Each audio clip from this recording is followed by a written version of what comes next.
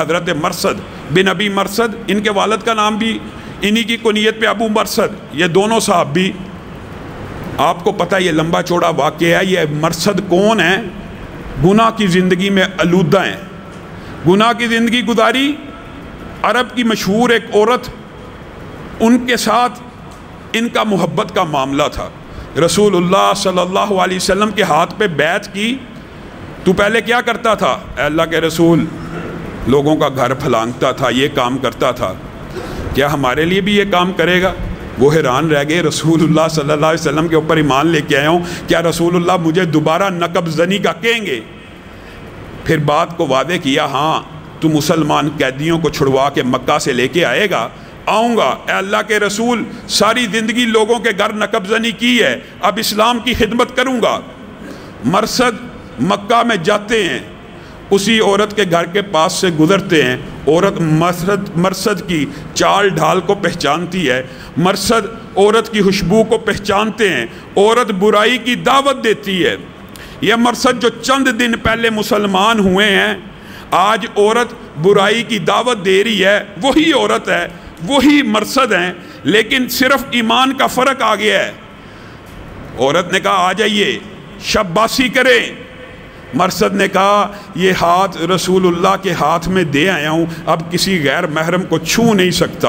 عورت نے آواز لگائی، یہی وہ بندہ ہے جو تمہارے قیدی چھڑا کے لے کے جاتا ہے۔ 8 بندے ان کے پیچھے پڑے، بڑی مشکل سے جان بچا کے بھاگ کے نکلے، رسول اللہ صلی اللہ علیہ وسلم کی بارگاہ میں پیش ہو گئے اور کیا کہا اللہ کے رسول، میں ایمان لے کے آیا، میں نے توبہ کی، میں نے گناہوں کو چھوڑا، لیکن آج شیطان نے حملہ بہت برا کیا، میں نے آپ کے ہاتھ پہ بیعت کی بھی تھی، اس لیے گناہ کے اندر تو نہیں مبتلا ہوا، لیکن اللہ کے رسول سچی بات یہ ہے، مجھے اس عورت سے شدید محبت ہے، میری اس سے شادی کر دیجئے۔ رسول اللہ صلی اللہ علیہ وسلم تو خاموش رہے، آسمان سے وحی آنا شروع ہو گئی۔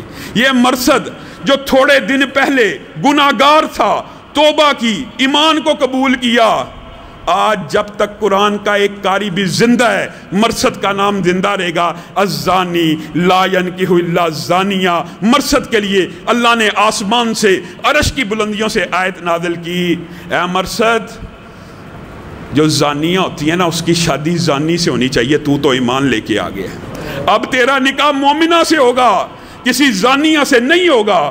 یہ ایک لمحہ انسان کو ولایت کی کیسی سیڑھیاں طے کرواتا ہے۔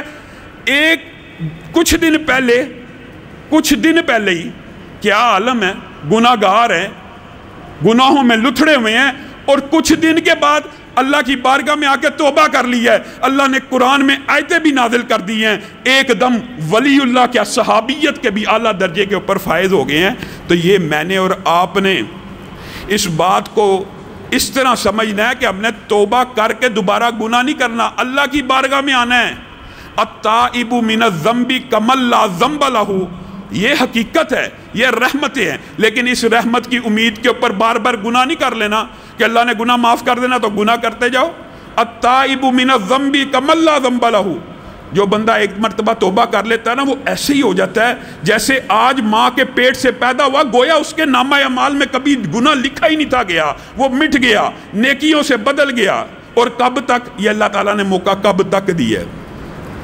ان اللہ لا یقبل توبۃ العبد ما لم یغرغر، اللہ تعالیٰ بندہ مومن کی توبہ اس وقت تک قبول کرتا ہے ما لم یغرغر، جب تک روح اپنی ایڑی کو حلق کے اس حصے پہ نہیں مارتی۔ جب وہ روح نکلنے لگتی ہے نا، کبھی پسری کا ذکر بھی ہے قرآن پاک میں، کبھی حلق کا ذکر بھی ہے، فلولا اذا بلغت الحلقوم کا ذکر بھی ہے، کلا اذا بلغت التراقی وقیل من راق کا ذکر بھی ہے۔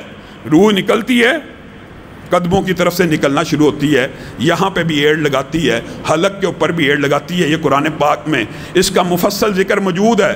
لیکن جو ایڑ آخری پاؤں حلق کے نخرے کے اوپر وہ لگاتی ہے، اس وقت انسان کے حلق سے ایک آواز نکلتی ہے جس کو حدیث میں یغرغر کہا گیا، غرارہ، غرغر کی آواز آتی ہے۔ اس وقت تک بندہ مومن کی اللہ تعالیٰ توبہ قبول کرتا ہے۔ اسی وجہ سے بعض روایات کے اندر یہ بات آتی ہے کہ جس ٹائم فرعون نے پانی کی لہر میں ڈوبنے لگا نا، تو اس وقت اس کے منہ سے یہ الفاظ نکلے، میں موسیٰ اور ہارون کے رب پہ ایمان لے کے آتا ہوں۔ جبریل امین کو اللہ کی سنت تو پتہ تھی۔ جبریل امین بعض روایات کے اندر آتا ہے اس کے منہ میں مٹی ڈالنا شروع ہو گئے کہ کہیں منہ سے استغفر اللہ کے الفاظ نہ کہہ دے اور رب اس ظالم کو معاف نہ کر دے۔ اور روایات کے الفاظ میں یہ بات بھی موجود ہیں، اللہ نے یہ بھی کہا جبریل اگر فرعون بھی مرنے سے پہلے توبہ کر لیتا میں اس کی بھی سن لیتا۔ توبہ اللہ سب کی سن لیتا ہے، مغفرت اللہ